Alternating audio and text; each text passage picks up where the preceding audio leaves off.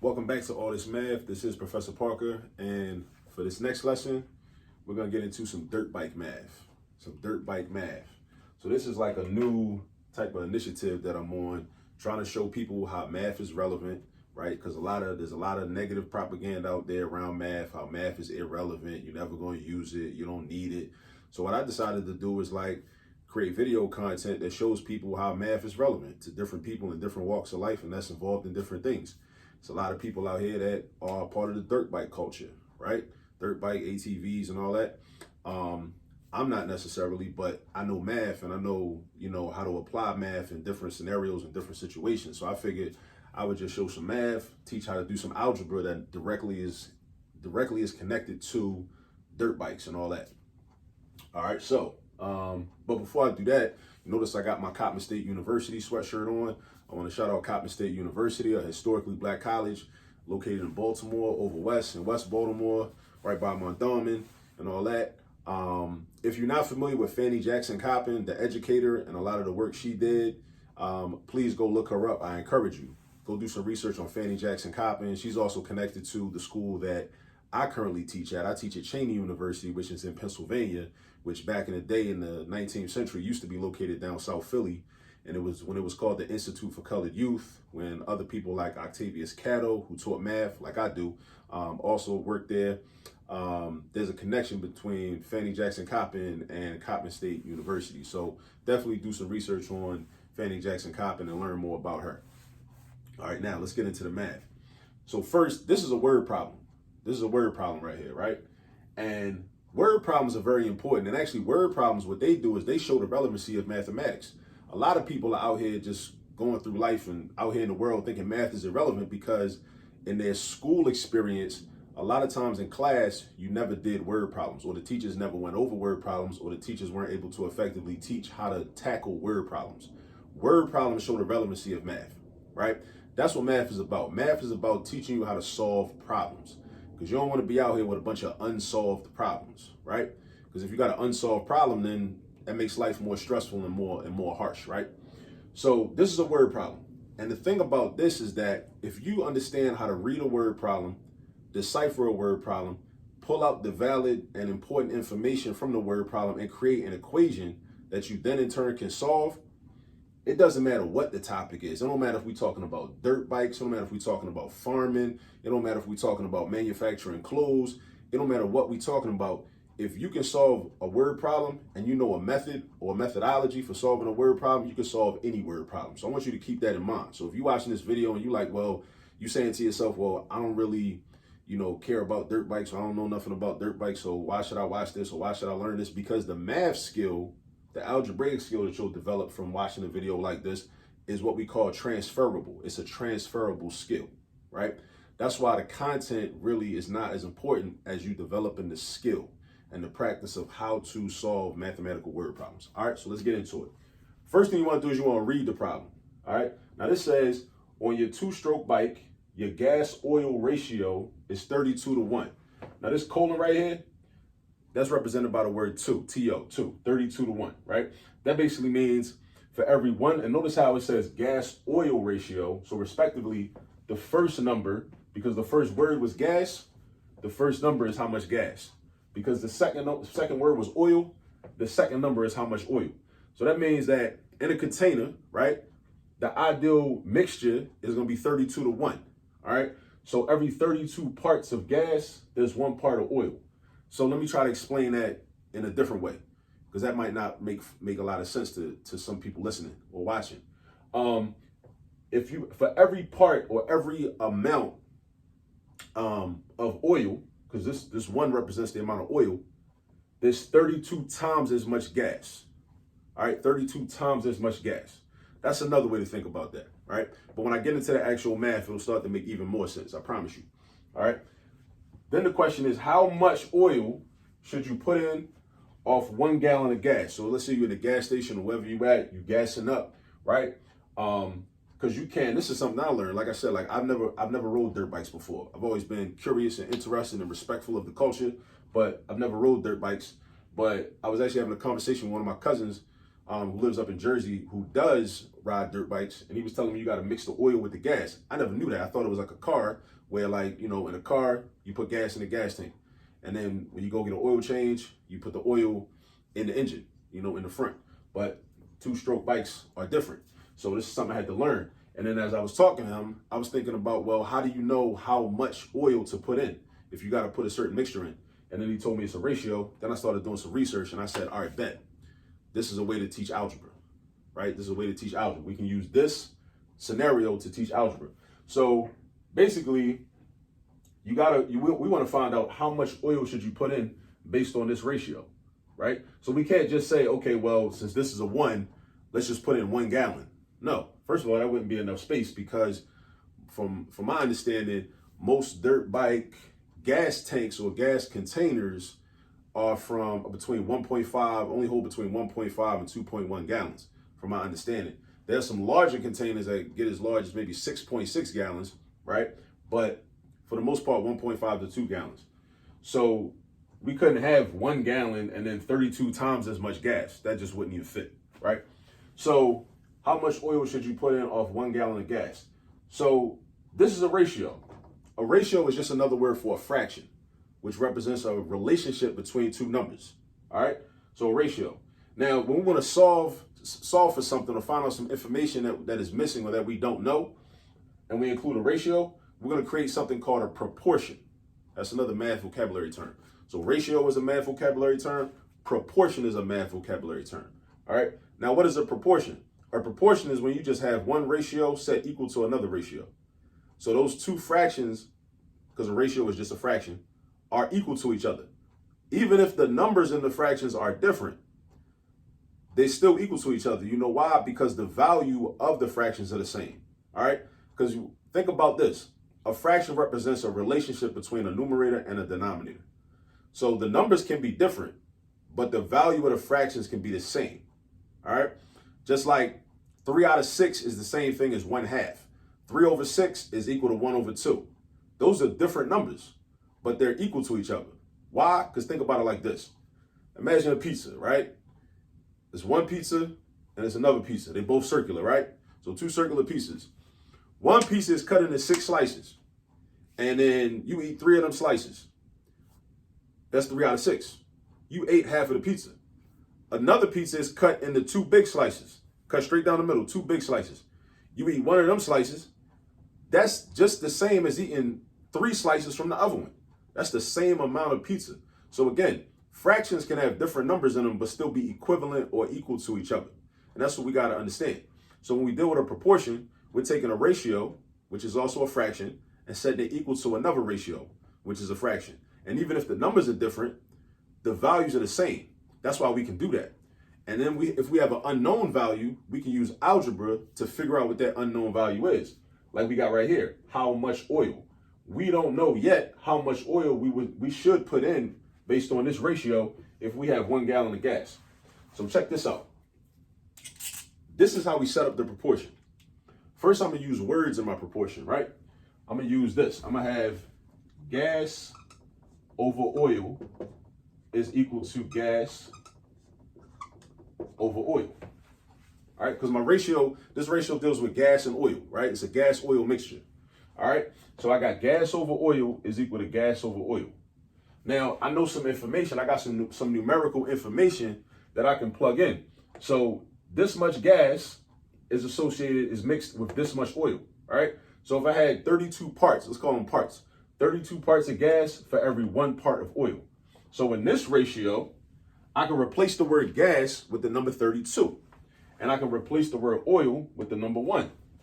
So I got 32 over 1 is equal to, now over here for this ratio, this the fraction or the ratio that I'm going to use to figure out what's missing. I don't know how much oil. I don't know how much oil it is, right? So oil is at the bottom, right? And I don't know how much oil it is. So when in algebra, when you have an unknown or something that you don't know, we use a variable to represent that. Variable is just some letter, right? Letter could be a symbol. Typically, we're going to use X, all right?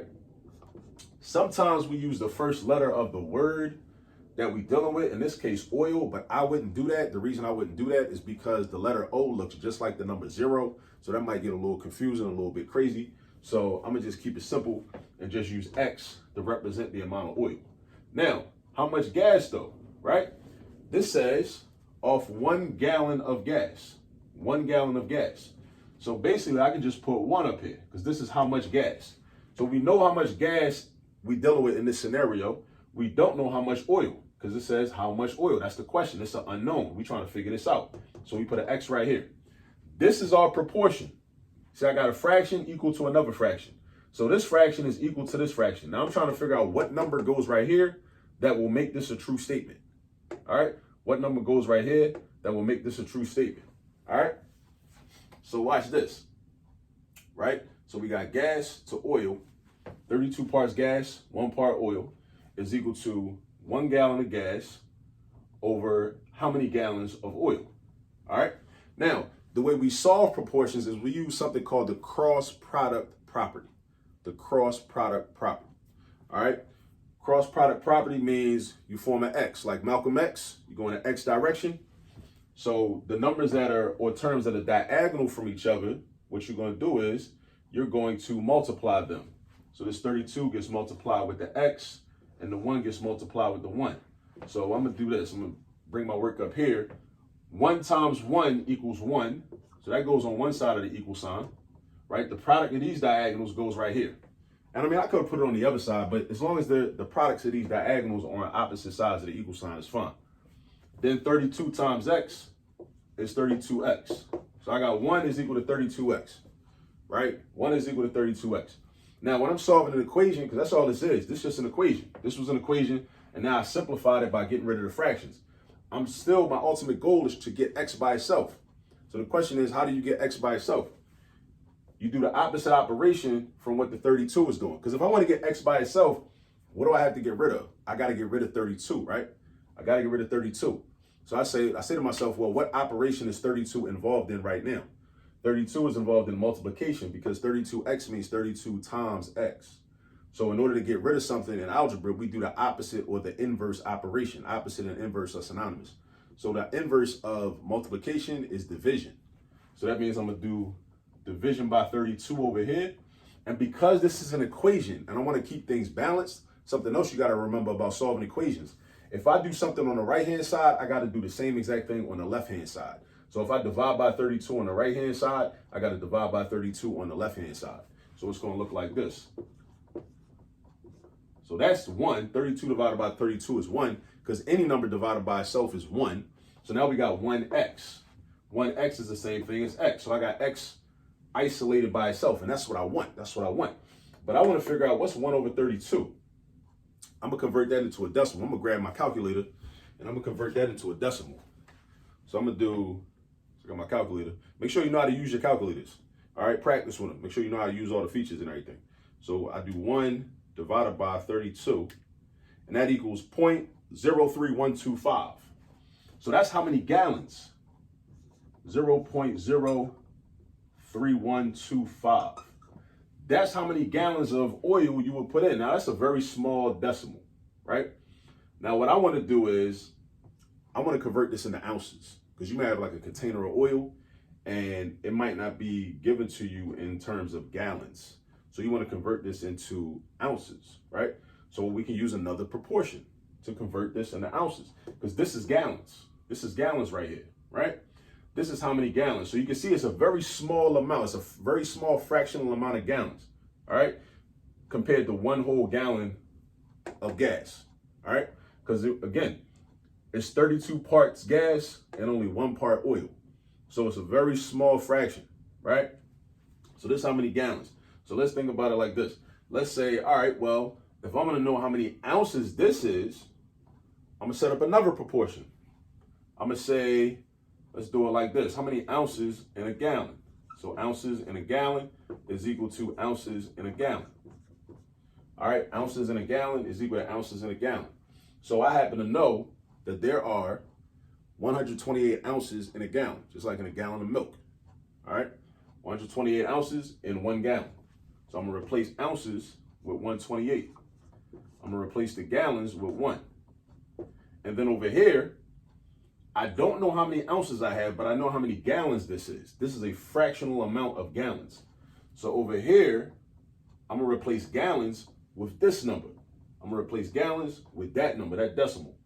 So 0.03125. And then how many ounces? That's what I don't know. I'm about to figure that out. So I'm gonna use the variable X again. Matter of fact, I'm gonna use a different variable because I use X for that over there. Let's use Y.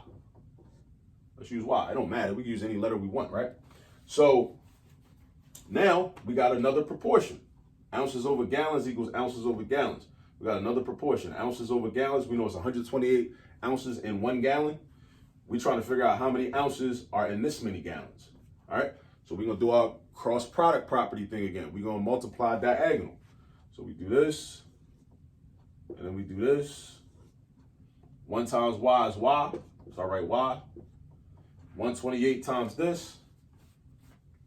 Throw that in the calculator. 128 times 0.03125 is 4. So that means that's 4 ounces. So that means that to answer the question, how much oil should you put in off 1 gallon of gas? You should put in 4 ounces of oil based on this ratio. Based on this ratio, you should put in 4 ounces. Now, there are other ways to do this calculation that are more intuitive. Because I know somebody watching this is like, well, why we got to do all that? You don't even got to write all that out and everything. That's true. There are other ways to do this. But remember what I said in the beginning is I'm really trying to teach how to solve word problems. I'm just using, dirt bike information about dirt bikes in order to achieve that goal. All right. And it's important to understand how to read a word problem, then set up an equation, which may be in the form of a proportion, which we talked about. A ratio equal to another ratio is a proportion, right? Solve the proportion, right? And then you may have to set up another proportion and solve that. All right. So, and also there's another thing too, like depending on how much gas you put in, like this was kind of easy because we only dealt with 1 gallon of gas. But what if we deal with 1.5 gallons of gas or 2.3 gallons of gas? When the numbers get a little more strange, then it becomes more difficult to do the math in your head, right?